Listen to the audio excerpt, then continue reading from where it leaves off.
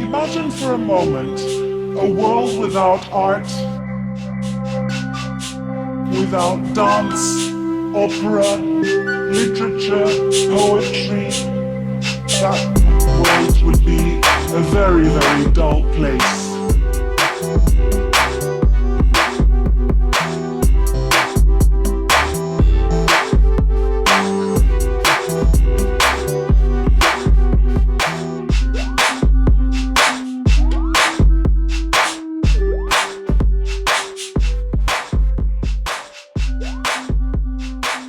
Today on the show, we have Gary Caan, and film director, actor, and most notable as stuntman for his appearances in various independent grindhouse and exploitation films.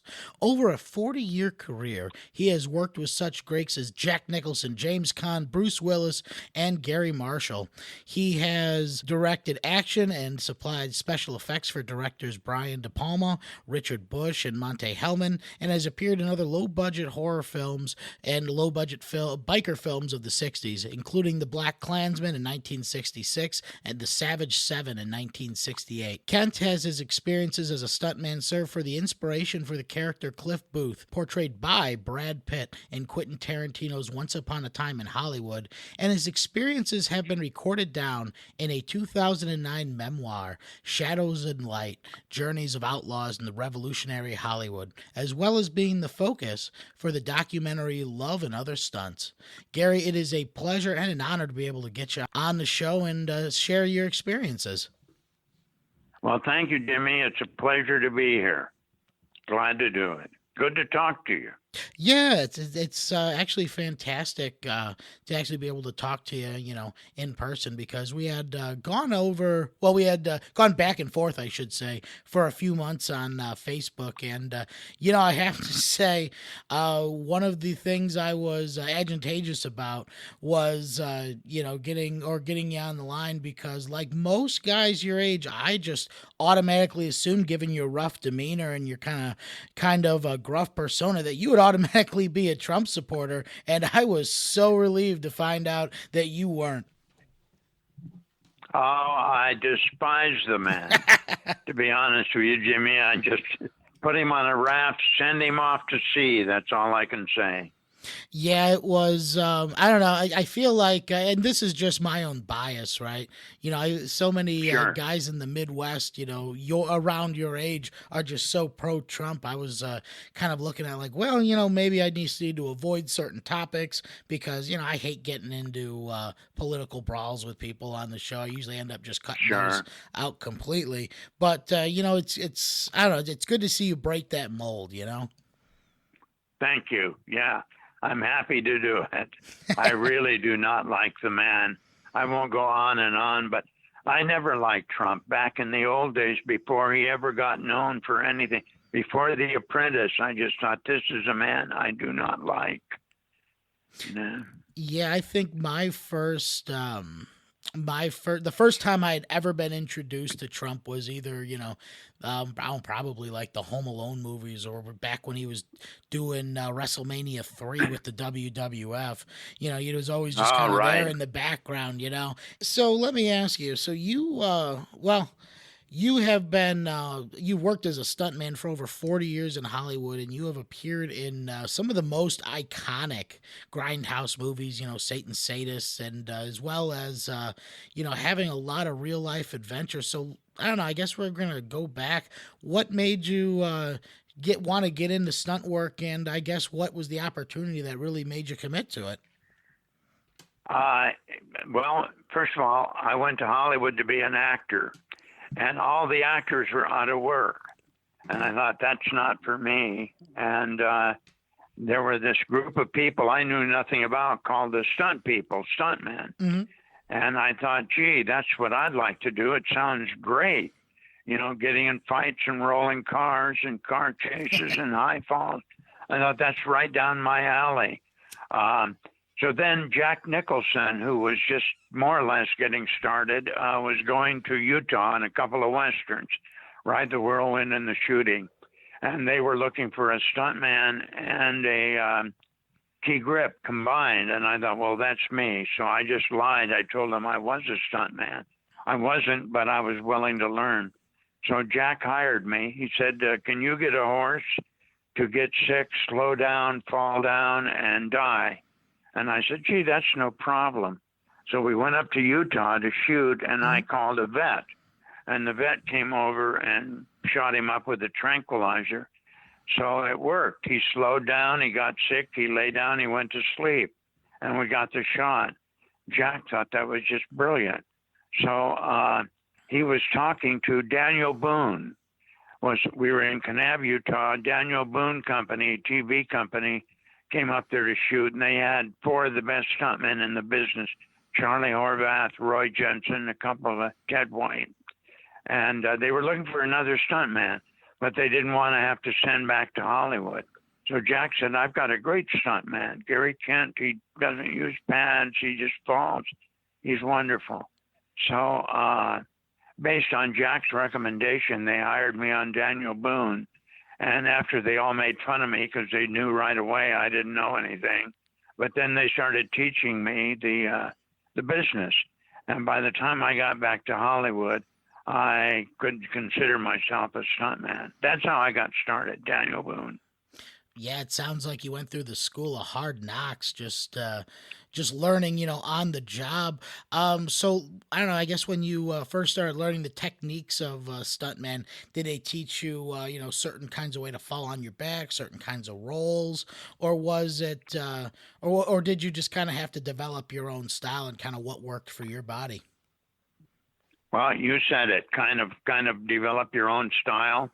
I didn't know that when you did high falls, you dug up the ground or you put pads underneath the dirt, so that you would be falling on something soft.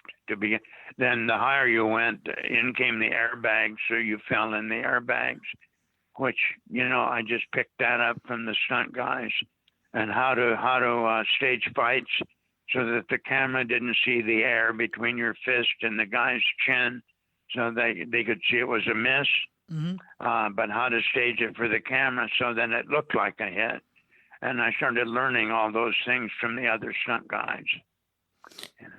Now, I don't know, when you were throwing like those kind of mock punches, did you do what they do in professional wrestling, where you like stomped your foot on the ground to try and create that sound with it, or was this before they even were recording sounds live in and they just added it on later? They added it on later. You didn't worry about that.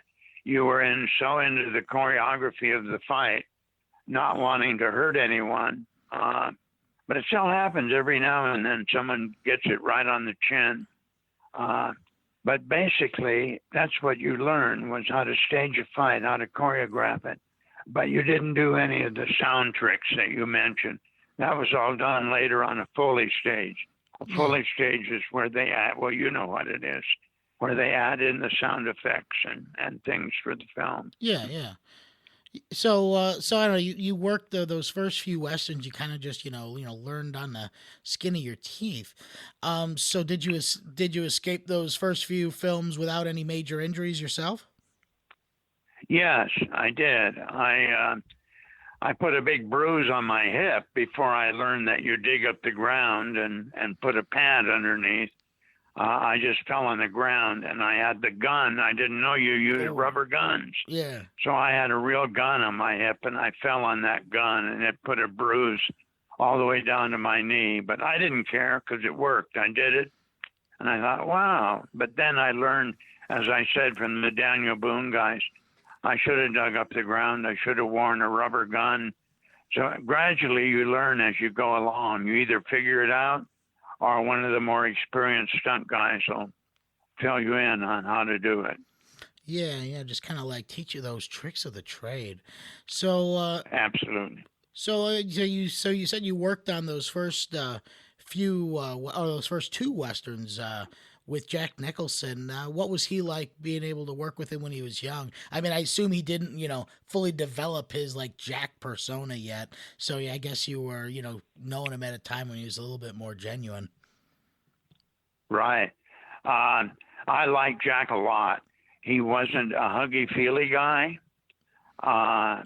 but he was friendly, and he would talk to the crew. He would always say good morning to everybody, and he was always very into the part he was playing. Yeah. He, he was very serious about it. So I liked Jack. I thought he was talented and that he was on his way to becoming a major star. Yeah, when you guys, when you were working on it, he said he would hang out with the crew as well as the other actors. You guys get to go out and enjoy life, get to know each other, or was it kind of just more business? It was a combo. First of all, we were on location up in Utah, Caan, and there was only one cafe that we could eat at.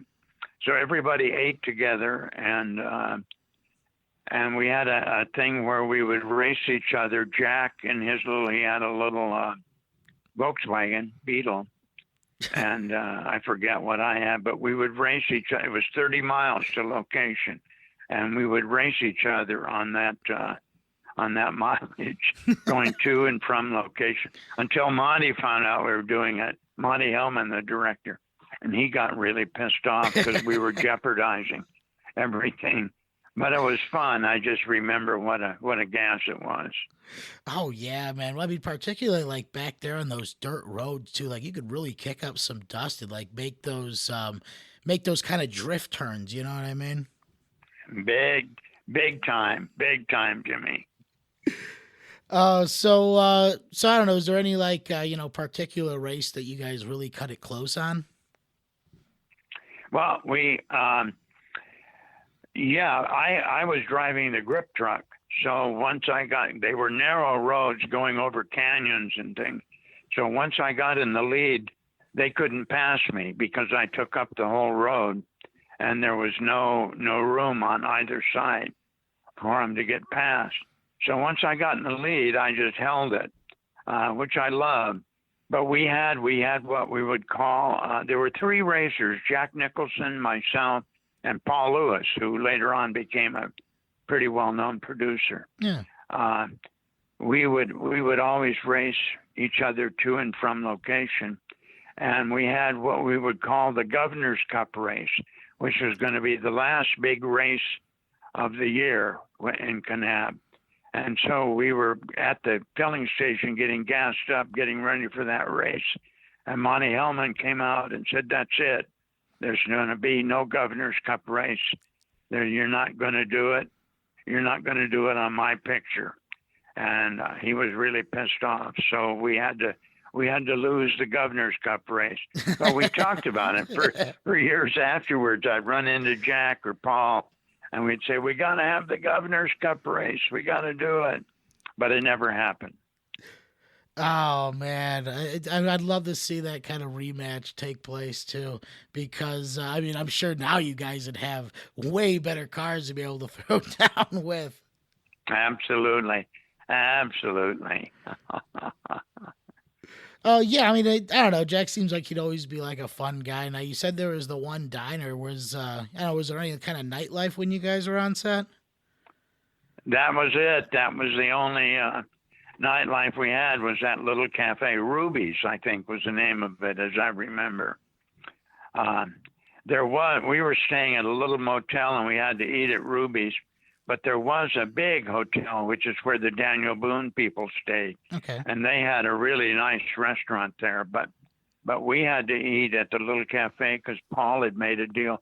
Paul Lewis was the production manager, and he made a deal with them for our meals. They would serve us lunch and breakfast and dinner at that little cafe. So that was our nightlife. We would congregate there and rib each other and tell lies and carry on and then go back to our motel room. No TV, nothing in the room but the Gideon Bible. That was it. Yeah, I don't know. It seems like even like staying out on set, it'd just be the kind of place you just want a bonfire and a bottle of whiskey. Absolutely. Yeah.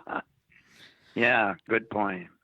So that's really where you cut your teeth and learned how to do stunt work, and then you were actually a stunt coordinator. Then what was it on Hell's Angels on Wheels?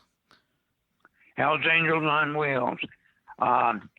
Right before then, I did a picture called, I'm trying to think of the name of it now. It doesn't matter, but I met, Man Called Dagger, and I worked for Richard Rush, the director, and I loved him. Compared with Ted Michaels and Ray Steckler and some of the other low-budget guys, Richard was just a cut above all of them. And I really liked his style and how he talked to the actors and the crew, and how he respected everybody, and he knew what he was doing. So I got to work with Richard, and Richard was doing a picture called Hell's Angels on Wheels. Paul Lewis was production manager, and Paul knew I had doubled Jack, and Jack was going to be in Hell's Angels. So Paul hired me as stunt coordinator on that film. Now, now that you were, the coordinator, was there anything specific you wanted to do, with like the motorcycles, apart from, some of the stuff you had done on the horses? Well, yeah, but they didn't want much motorcycle stunts. It was more the story of the relationships. Right. So I didn't get to do any stunt. I had a good stuntman, a little, what is his name? I'm so sorry, Jimmy. I can't remember some of these names, but a little fellow that was a good stuntman. And besides him standing on a seat and going down the street, standing on the saddle, there were really no stunts in that movie. Maybe there was a little competition on a hill, going up and down a hill, which we put in the film. But other than that, there weren't really any stunts. There were a lot of fights. Yeah. I do remember that, staging a lot of fights, but motorcycle work, no. So that when you really learned how to do the choreography in that, I mean, did you write most of the fight sequences yourself? Yes, which is another reason why I loved Richard Rush, because he would tell you basically what he wanted, but then he would leave the set and let you work it out yourself. And then he would come back with the cameraman, and you'd show what you had worked out with the stuntman. You'd work it out with the stuntman you had hired, and you'd show them the fight or whatever it was you were going to do, and then they would set camera according to what you had done. So I love that, because Richard would just let you. Sometimes you would even get in charge of the camera, so you could tell the cameraman where to be. And the cameraman, I think, was Laszlo Kovacs, who went on to become a great DP, director of photography. I loved him, Laszlo. And sometimes I would get to set the camera where they were going to go, where the cut should be. And it was like second unit directing. And I absolutely loved it.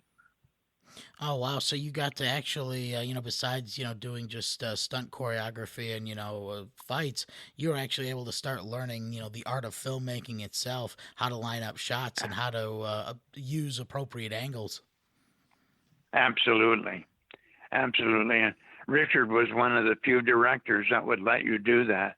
He was so confident he didn't need to be a big wheel about everything. Yeah. A lot of directors would figure out they wanted a stunt, but the stunt would be impossible to do without killing someone or hurting someone. So you'd have to choreograph it all over again, but pretend like it was them that came up with the idea so they wouldn't get their feelings hurt. Yeah, I think isn't that like the best way to get your idea across is convince someone else it's theirs? Right.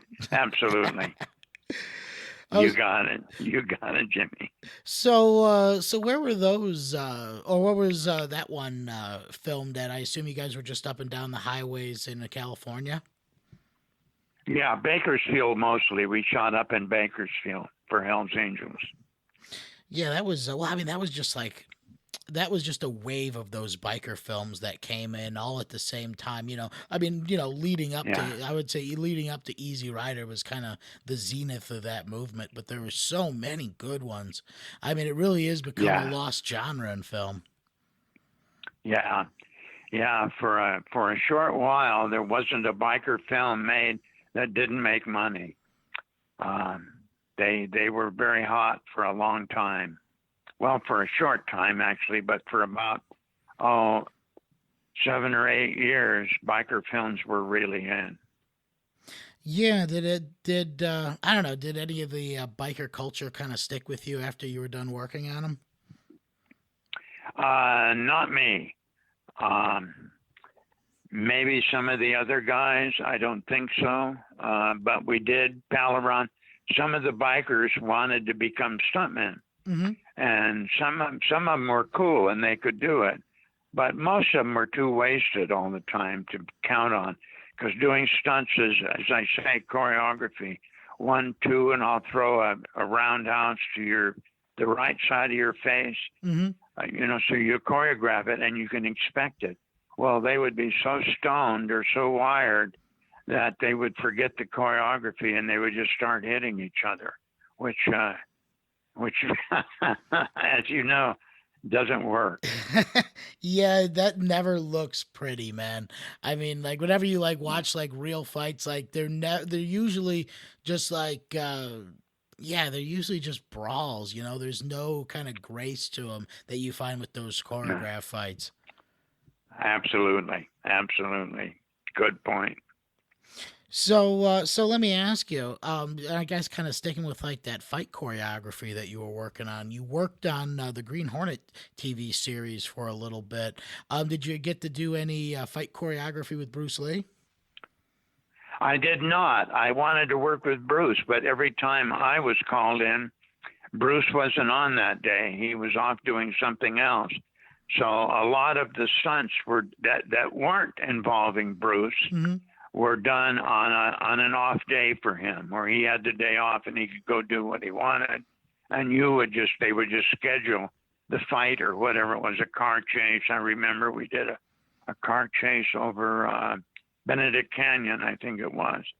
But a great car chase, but Bruce wasn't anywhere near the set that day. So I didn't get to work with Bruce, and I always have regretted it.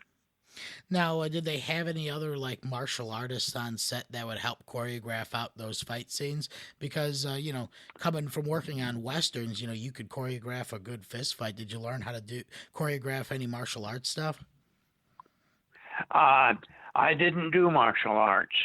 I don't know why. I just never got into it. But I was never asked to choreograph martial arts, so it worked in my favor. I never had to do it. I just did regular, what I call Pier 6s, Yeah. or barroom brawls, that kind of thing. Yeah, because well, I mean, going forward, you worked a couple of other biker films. The Savage Seven was one of them, and working with, or what was it like working with Richard Rush multiple times? I mean, you said he was good to work with on the first film, but how many films did you end up making with him?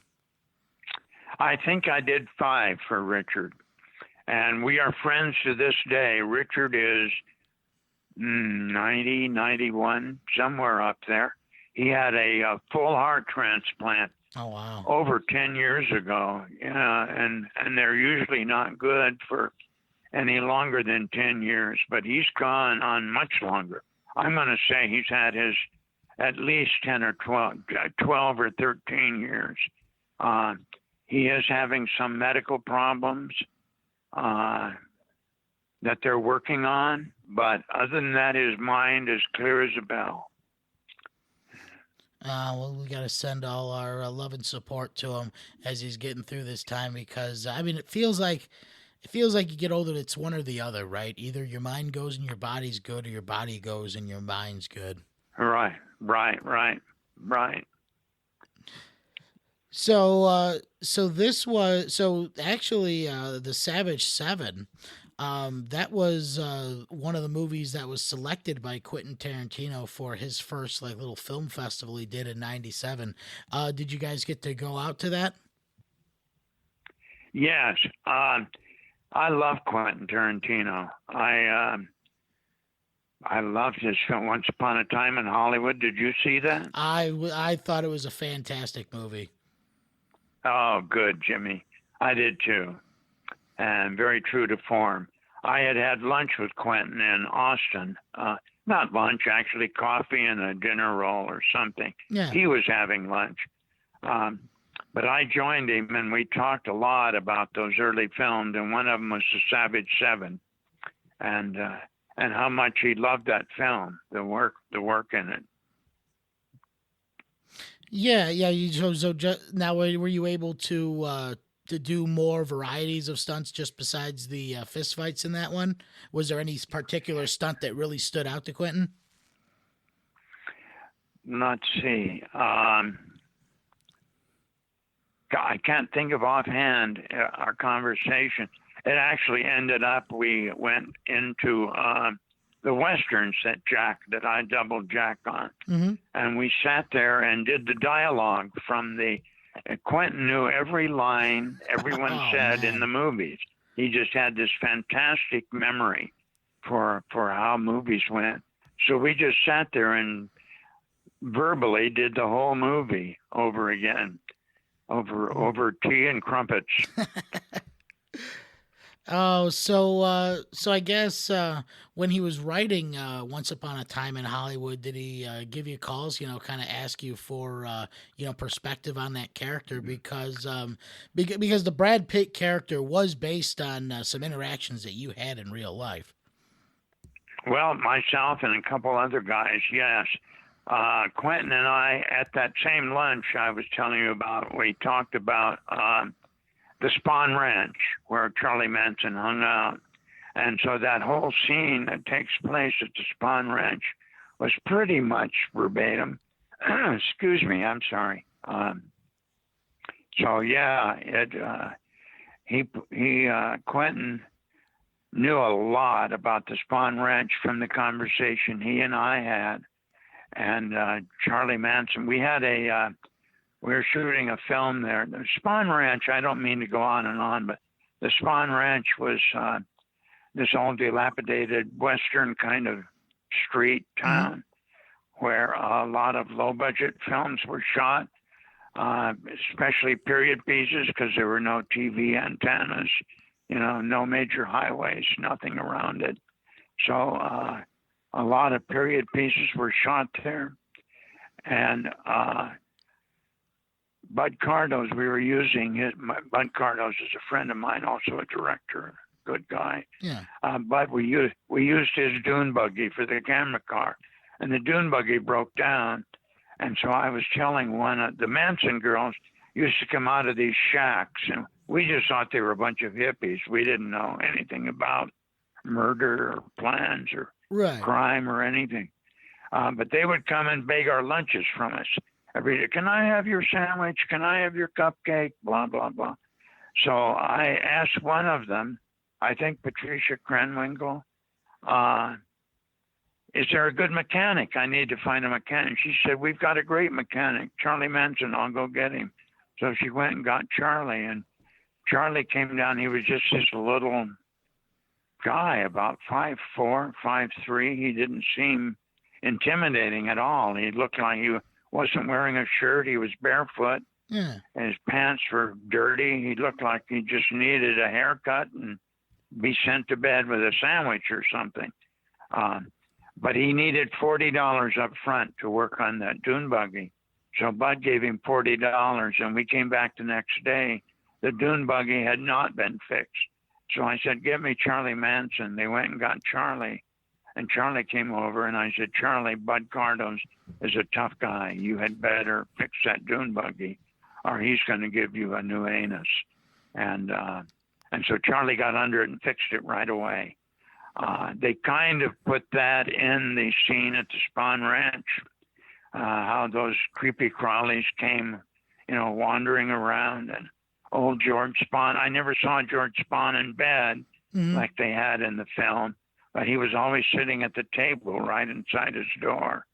And he would be sitting at his table drinking coffee, and there'd be old sandwiches, old cupcake wrappers all the way around, cats and rats everywhere. Oh, it was just, not a pleasant situation.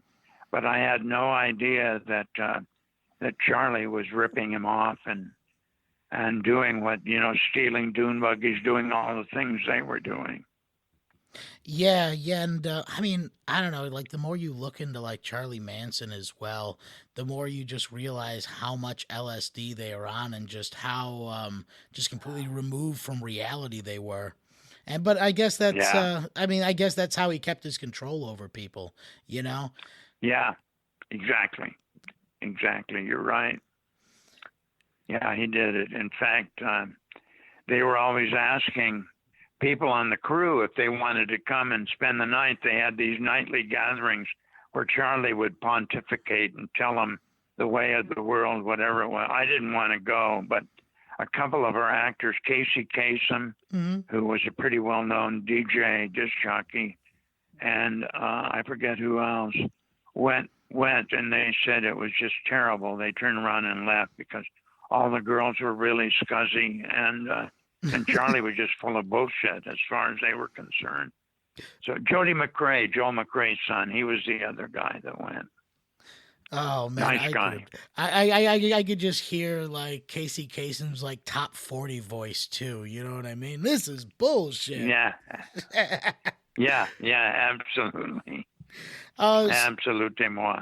so I mean, I don't know. I guess did he like try and like pimp out the girls to try and get people to join the cult? Like that was that like essentially what was going on? Because you said that the girls were scuzzy, so there wouldn't you know Yeah, you wouldn't be too interested in them. But no, that's exactly. He would use the girls to try and lure guys into the cult, and sometimes it worked, but most of the time it didn't because they were just too, Once they got there, whoever I only knew Jody and Casey that went, but there were other people that went and they just couldn't handle Charlie because he was so obviously full of bullshit, yeah. and so who would follow him? You wouldn't, I wouldn't, uh, but I guess a lot of people did.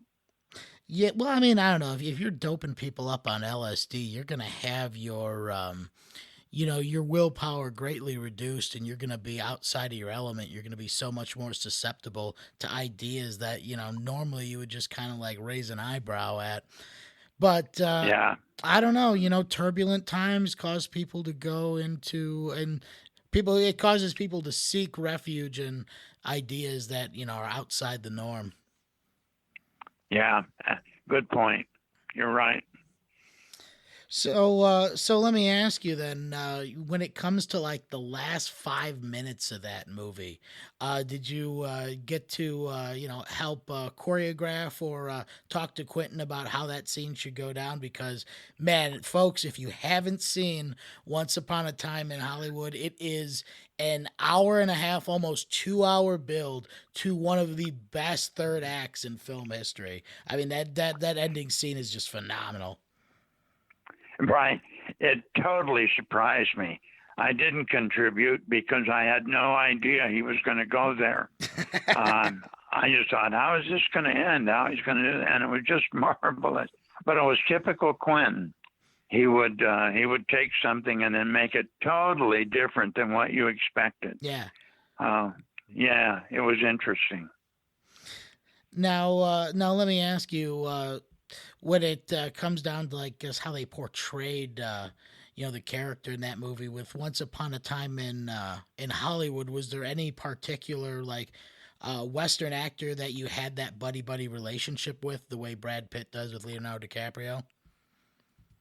Golly, that's a good question. Yeah, George Montgomery. Uh, he was sort of being phased out. He had done a lot of TV and had his own show, but westerns were disappearing, so the work was becoming less and less available. Yeah, I I don't mean, know if you're too young to know George Montgomery, but he was at one time he was pretty big. yeah, I mean, I don't know. I my experience with westerns, and I was talking with Santee from the Arizona Ghost Riders the other week, and he was, or we were talking about Western movies that kind of made us fall in love with that genre, and I talked about how I watched like Gunsmoke as a kid with my grandpa, all the classic TV westerns, Rawhide, because that's all he would ever have in his Sure. house, and just that entire it was that entire era is what built Hollywood. Those westerns that you could reuse sets, reuse costumes, reuse props, and you could make them on the cheap, and people would buy them up. That kind of profit return really built up what Hollywood would be in the golden age. Yeah. I'm sorry, I didn't hear that last question. Oh, well, I don't know. We were just talking about westerns in general. So, I mean, what do you think it is about the western genre that just kind of resonates with people? Because it's part of the American experience. It's part of the building. Some of it a bit overblown, but it definitely the whole settling of the West became part of our history forever, and I think that's the reason. It's in our DNA. It's in our genes. Yeah, it's just part of the American character, Yeah, yeah, it is, and it's interesting. It's not really something other countries can identify with. It's something that's purely American. Yeah, when I was talking with Santee last week, he let me know that he does reenacting, right? So he's got like a reenacting company that goes around does like old west fist fights, gunfights, stuff like that. But he was telling me that he gets emails from old west reenactors in like New Zealand and Germany, and he said it's out of all the reenacting, it's probably the only era that's reenacted in foreign countries. Yeah, I can understand that. Yeah, I think I don't know. It's just something that something about the old west that last kind of era of mystique before the modern world set in. I don't know. It just resonates with humanity. Yeah, exactly. So I guess kind of to take a step back then. So when you had gotten into or I guess when you were talking with Quentin, uh, did he ask you for specific stories relating to Once Upon a Time in Hollywood, or did he already have the plot worked out and just kind of wanted to add some real life influence? I think he kind of had the plot kind of worked out. Quentin was a great listener. He was also a great talker, but he was a great listener. So I knew he had talked to a lot of people that, besides me, that had come up during that era and that were facing that change from TV to no TV. I mean, from movies to TV. Yeah. So,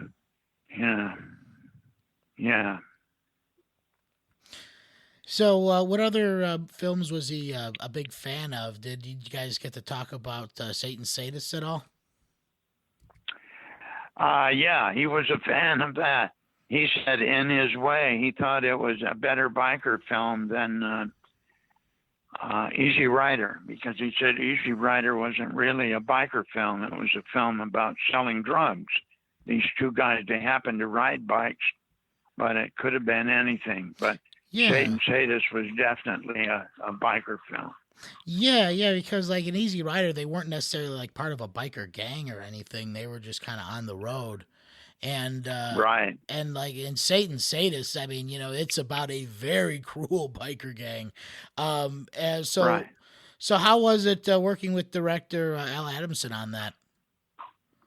Oh, it was cool because there were so many people on the film that I liked. Gary Graver, the cameraman, Bud Cardos, Bob Dix, a lot of the Russ Tamlin, a lot of the people I liked a lot. So it was great working with them.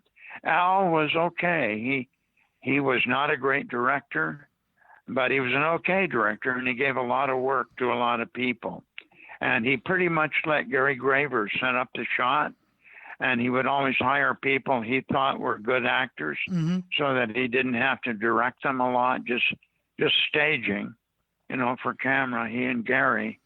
And that was about it. He was just, to me, Al, I'll always be grateful that he gave me the lead in that movie. I didn't even have to read for it. He just gave me the part. And I thought, this is really cool. So, yeah, I enjoyed, we were out in the desert. It says we were there for a week or a week and a half. We were actually there 3 weeks. So it was a gas. It was just a pleasure working on it.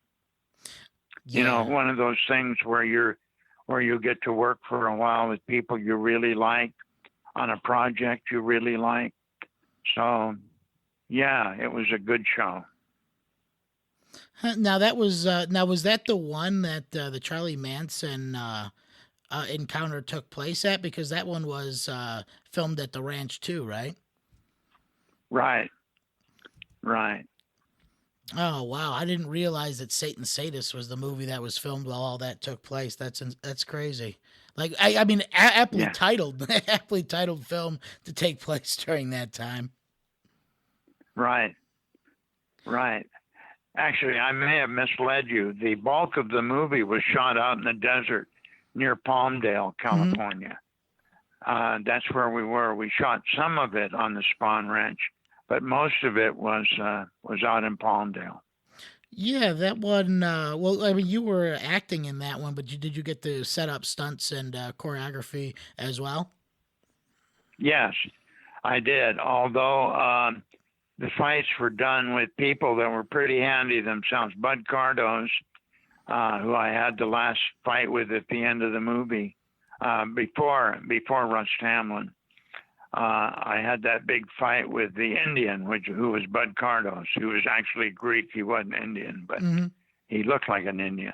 So anyway, yeah, I got to choreograph the fights, but even Rush Hamlin was really handy, which meant he knew what he was doing when it came to fights and choreography. So it was pretty. Although I choreographed the fights, it was pretty great because the guys knew what they were doing. Yeah, that one. I mean, I feel like with those fights, particularly the one at the end, you just had good flow with the guy because those choreographed fights, it's almost like a dance. Like certain folks, you'll have better chemistry with, and you'll be able to kind of get that flow you're looking for.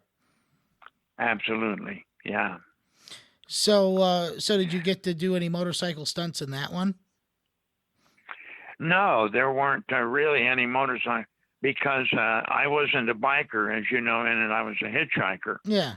Who got picked up. So I tried to escape by taking off over the desert and up in the mountains to get away from the bikers. And the bikers didn't do any stunts. They were just more or less chasing me and Jackie Taylor, the girl I was with. So the bikes gradually gave out one by one, and it became a chase on foot. Man, that had to have been a long day just out there in the desert, just hoofing it all day long. Absolutely. Absolutely it was. You got it.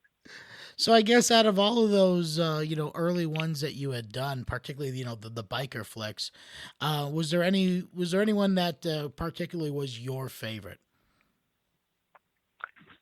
Oh, golly. Well, I love Satan Sadist because for once I was a good guy. Usually as a stuntman, you're the bad guy because someone has to get shot and fall off the roof or roll the car or wreck it or something, do a high fall. So usually you're the bad guy. And in this one, I got to be the good guy, which I thoroughly enjoyed. Yeah. I mean, being the good guy as well, it's got to be a different mindset going into it. Yeah. Now absolutely. Now you were able to be the good guy in what was that? What was that other horror flick you did? What was it, Dracula versus Frankenstein? Yeah, I remember that film. Now, what was it like making that shift to horror? It was just another acting job. I also was, I think, production manager or assistant director on it. So my hands were pretty full and I didn't have a lot of time to think about it. You just do it. Yeah. And if you know what you're doing, it's easier. Because a lot of times the directors on those horror films really didn't know what they were doing. They knew how to set camera, and that was about it. So the actors had to do their own stuff. They had to figure out their motivation, why they did what they did. Yeah, and well, I mean, particularly with that one, did you get to do any of the fight choreography between Dracula and Frankenstein? Because man, that's a heck of a monster mash. I did not get to do it, and I am so bummed out that I didn't. They shot that fight between the two of them after major photography had been finished, and they went back and shot it back east, I think in New York or New Jersey somewhere. They did that whole thing, so I didn't get to work on it. They didn't take me back. They didn't want to pay for the flight. Yeah, I can definitely see why. And well, I mean, you've had a long career just working within the horror genre as well, because you ended up working on Bubba Hotep as well. Right. I love that film. I thought it was really a cool film. Bob Ivy is a stuntman. A buddy of mine hired me on it. He played the mummy in it. Okay. And they needed a stunt coordinator, so Bob recommended me, and they hired me. And I just thought it was a rough shoot because most of it was at night, and night shoots are rough anyway. A lot can go wrong in the dark. Yeah. But it was a rough shoot, but I thought it was such a good movie. It ended up being, to me, a really cool horror film. Yeah, I mean, well, I mean, just like the outlandishness of it, because you have, I mean, just the premise of this movie, folks, if you haven't seen it before, is Elvis and JFK aren't dead. They're in an East Texas nursing home, and they have to fight a 5,000-year-old mummy. So just, just the premise is just so ridiculous. Like, you have to like be in a certain mindset to watch that film. And, it's just got so much dark comedy in it as well. It really is. But there's also like moments in it where, there's like that reflection on getting old and just kind of, the glory days that once were. I mean, it's really got a lot to say. Yeah, I agree. Good points. Now, did you get to work with Bruce Campbell at all on that one? Yes, I did.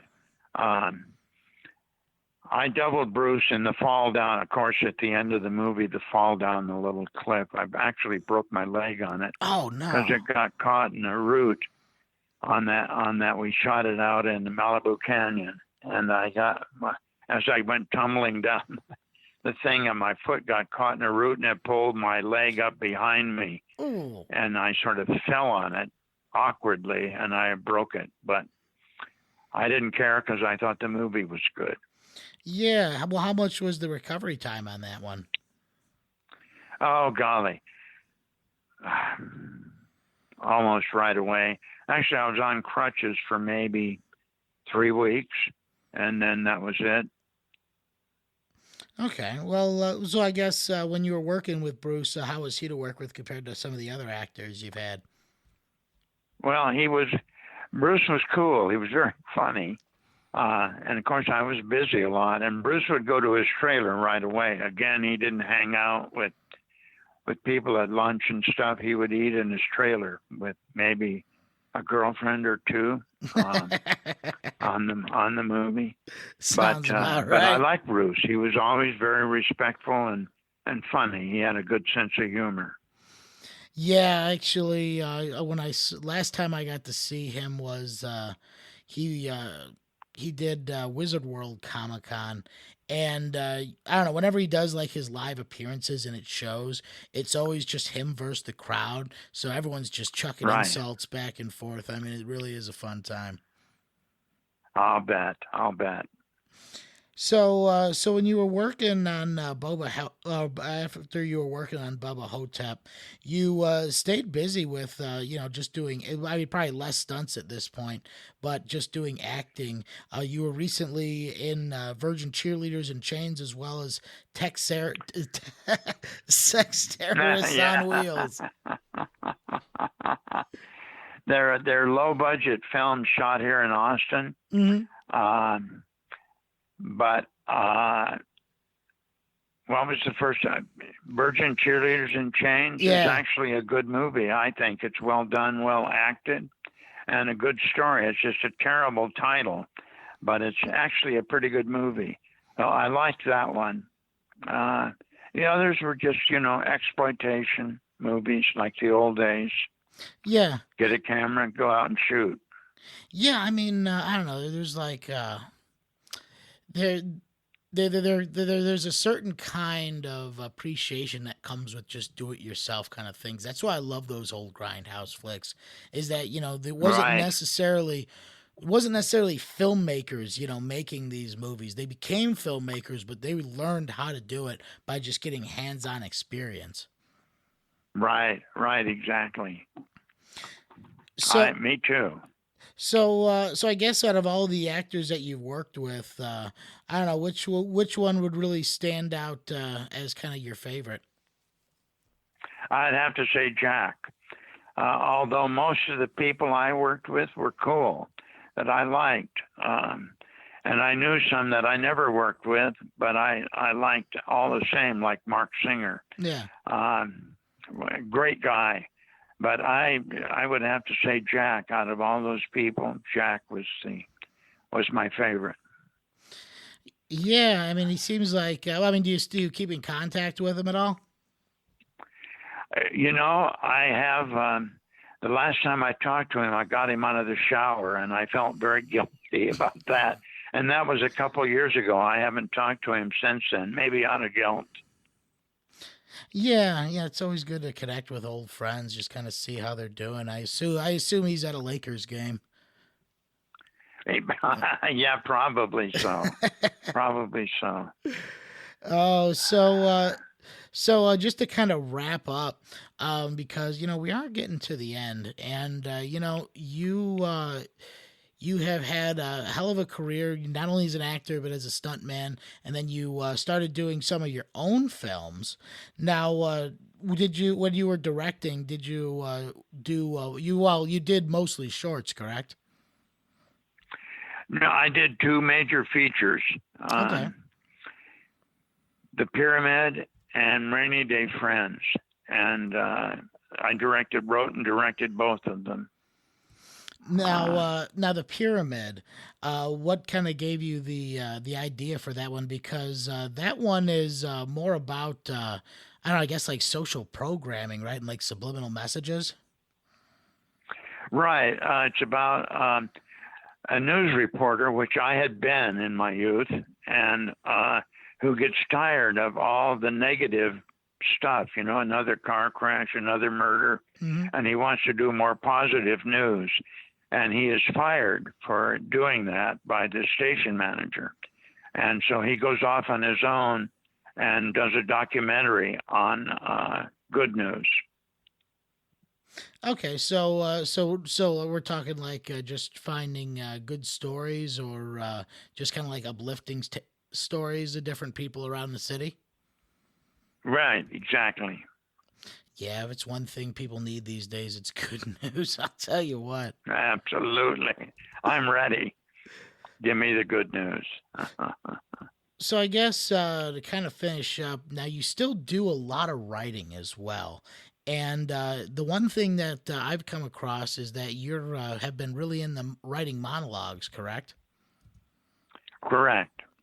So I'd like to ask you, if you wouldn't mind, just to close out the show, I would like you to do one of my favorite monologues that you had written, and that was, what was it called? Tustola? Tusitala, the teller of tales. I wish I could remember that. I would do it for you in a heartbeat, but I don't remember it. Folks, yeah, I would say if you have a chance, if you're watching this on YouTube, definitely type in Gary Kent and type in Tulsa Tola, because it is probably one of my favorite little monologues that I've come across, because I'm a fan of monologues. I like to find just like people who write their own and just post like their little deliveries of them. I mean, sure. I always find that sort of thing impressive, primarily when you can remember stuff like that word for word. So, folks, Right. I definitely recommend you look that one up, and then you also have that book, Shadows and Light, that you or I guess to give it the full title, right? Shadows and Light: Journeys of Outlaws and Revolutionary Hollywood. Now that book is available on Amazon, correct? It is. But if you want it, please get it from me, folks. You can just email me on Facebook.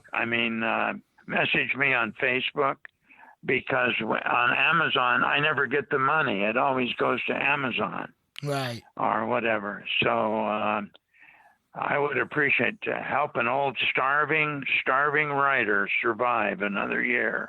Order from me. And you know, folks, if you do reach out to him directly, you'll know you'll end up getting that book signed with a nice little thank you note on the main inner cover. So I would definitely recommend reaching out to Gary. Now, Gary, is there a certain social media handle that you prefer people to reach out to you at? Just on Facebook? On Facebook, yeah, sure. Just message me on Facebook. I don't know all the other stuff. I don't know, half the things on there where people communicate, but I do message on Facebook. Yeah, I mean that's where I touch base with you, and Right. folks, he's very responsive. So if any of what we had talked about is of interest to you, you want to know more about his adventures in his youth, kind of the emerging grindhouse scene of the '60s, and really, I mean, if you think about it, the independent grindhouse films really gave birth to the independent film movement that would become, the dominating force of new Hollywood. So really that era of filmmaking is one of the most interesting eras of filmmaking because it was guys doing it themselves, learning as they go, and creating some really memorable movies. Thank you for saying that. I appreciate it very much. Awesome. Then it was a pleasure having you on the show, Gary. I'll go ahead and get out of your hair. Folks, shoot out to him, get a signed copy of his book, and give him a like, give him a subscribe because he's got a lot of great stuff coming, or a lot of great posts, I should say, on his Facebook page. He's always very opinionated. All right, I want to thank you again, Gary, because we are out of here. Thank you, Jimmy. Have a good one.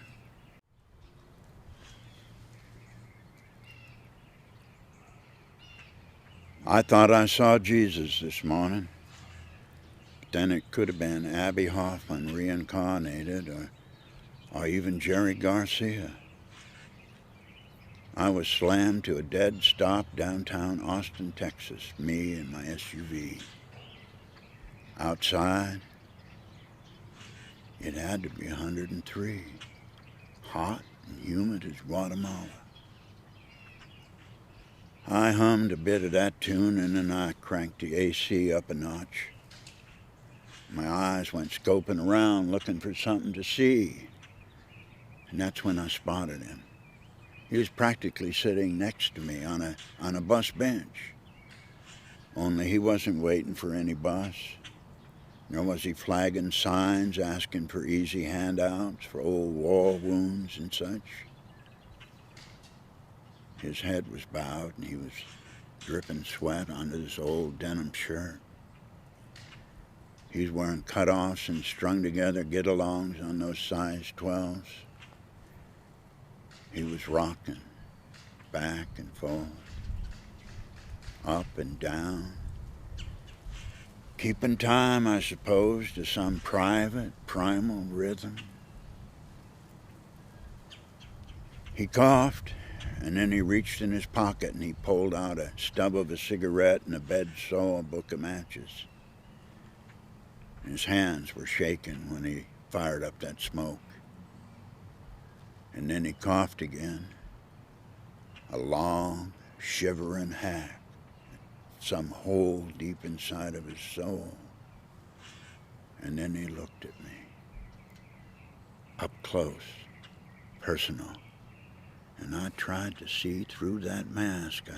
I tried to see the person that used to be. He was weary, and he was worn out by things gone wrong, promises not kept, dreams never realized. And then he smiled, a beautiful two-tooth smile, a grand Christmas morning kind of a smile. And then he saluted smartly, a first day new recruit boot camp salute. Then those horns started honking. The game was starting again. Red light, green light. Some of those folks were pissed off before the light even changed, and I gave them old boys a one-digit salute. But the ghost on the bench, I gave him a smile as big as an ad in Cosmo. And I saluted him back, a real jazzy Navy leftover. And then I drove right out of his picture. I'd taken the highway like them Marshall Tucker boys tell us to do. But for a moment, just a hair's half of a second, I felt like I'd been in the presence of somebody holy. It could have been Jesus. I don't know. These are hard times. These are very, very hard times. And it ain't easy being human anymore.